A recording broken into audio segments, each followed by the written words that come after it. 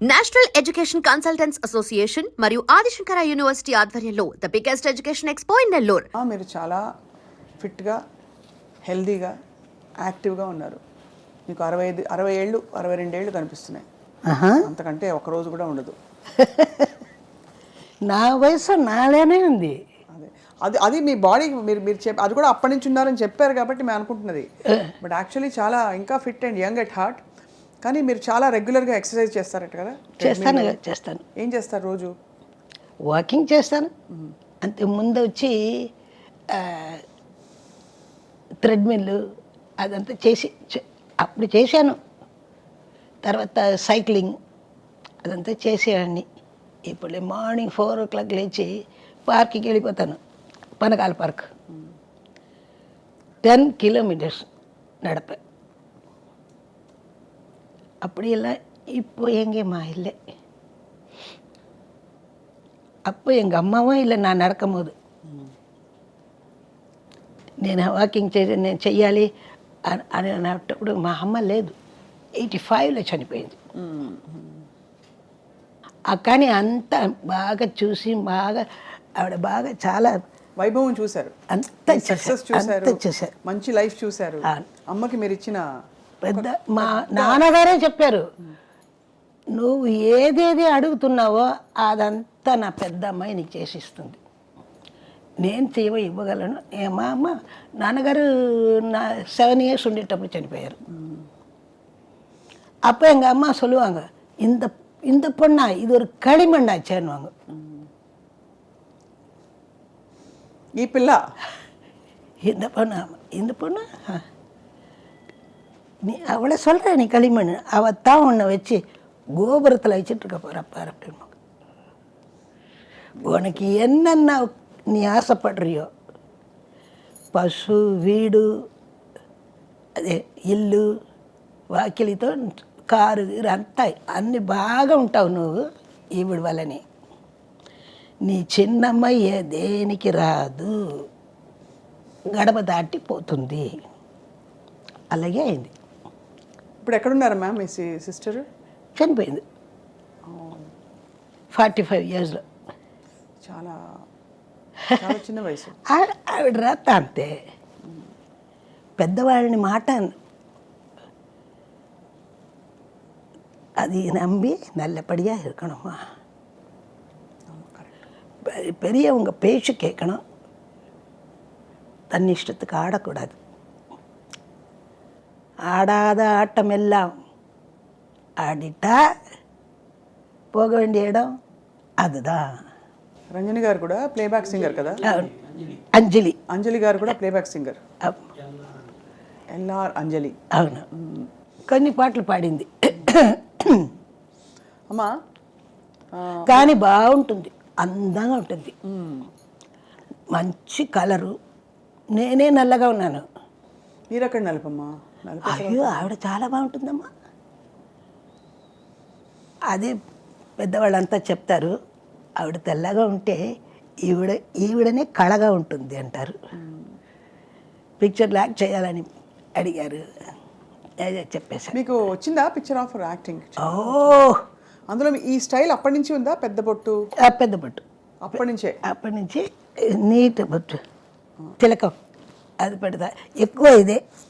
ఎక్కువ బాప్టిజం తీసుకున్న వాళ్ళు పెట్టరు కదమ్మా? ఇది మాది రోమన్ క్యాథలిక్, సో పెట్టచ్చు. రోమన్ క్యాథలిక్ బొట్టు పెట్టుకోవచ్చు. ఇది பெண்டிகாஸ்ட் அவங்க பொட்டு வைக்காது.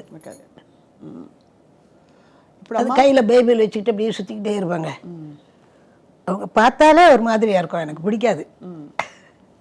సో దేవుడితో అనుబంధం మీది చాలా కాన్స్టెంట్గా క్లియర్గా మీరు అప్పటి నుంచి తెలుస్తుంది, మీ విశ్వాసం అది చూసి. మీరు దేవుడి కోసం పాడిన 1-2 లైన్లు పాడతారా మా కోసం?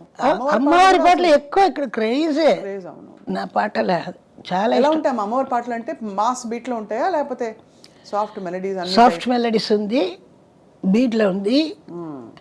செல்லாத்தா செல்ல மாரியாத்தா எங்கள் சிந்தையில் வந்து அறிவினாடி நில்லாத்தா, கண்ணாத்தா உன்னை காணாத்தா, இந்த கண்களிலிருந்து என்ன புண்ணியம் சொல்லாத்தா, உந்தன் பெருமையை இந்த உலகுக்கு எடுத்து பாடாட்டா, இந்த ஜென்மம் எடுத்து என்ன பயன் என்று சொல்லடி நீ ஆத்தா. ఇది పోడాద గుడి లేదు, కోయిలే கிடையாது.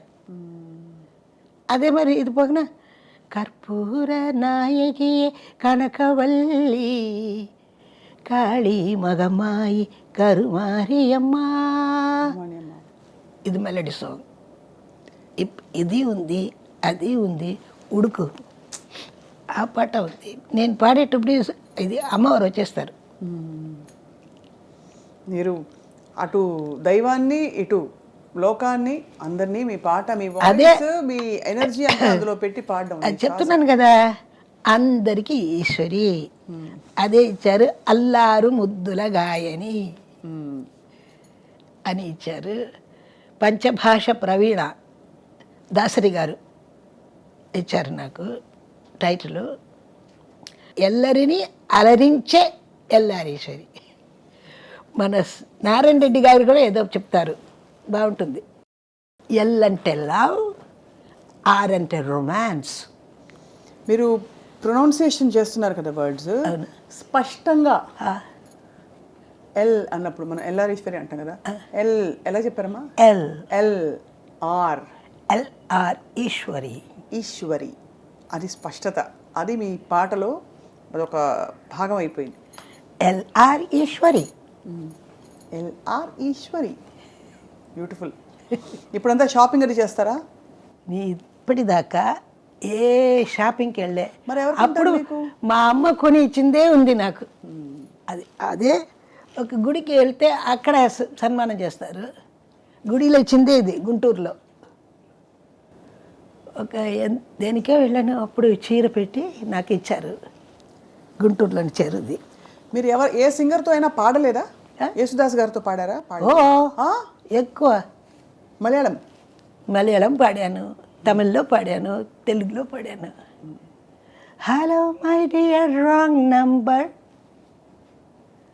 Hello my dear wrong number, கேட்பதில் உந்தன் குரல் ஸ்வர்க்கம்,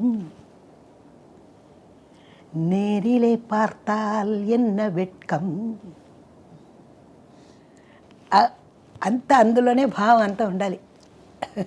ఏమనేవారు యేసుదాస్ గారు? చాలా తక్కువ. యేసుదాస్కి తమిళ నేర్పించింది నేనే, మా ఇంట్లోనే. వాడికి తమిళ రాదు. అప్పుడు మా ఇంట్లోనే, అప్పుడు బ్యాచులరు, ఎక్కడ ఎవరెవరు పిలుస్తారో అక్కడికి వెళ్ళి పాడతాడు. అదే మనమే చెప్పేది, నీయం బొమ్మై నాను బొమ్మై నేనచ్చి పతా ఎల్లాం బొమ్మైని పాడాడు అరవలో. బాలచందర్ పిక్చర్, అదే ఫస్ట్ తమిళ పిక్చర్ వాడికి. అప్పటి నుంచి అలా నేను తర్వాత విశ్వనాథ్ గారికి చెప్పాను. దానిలో వచ్చింది విశ్వనాథ్ గారి చెప్పి, ఆ యేసుదాస్ అప్ప ఉన్నారు నాన్న, ఆయన పెద్ద భాగవతుడు, మంచి చాలా మంచివాడు యేసుదాస్.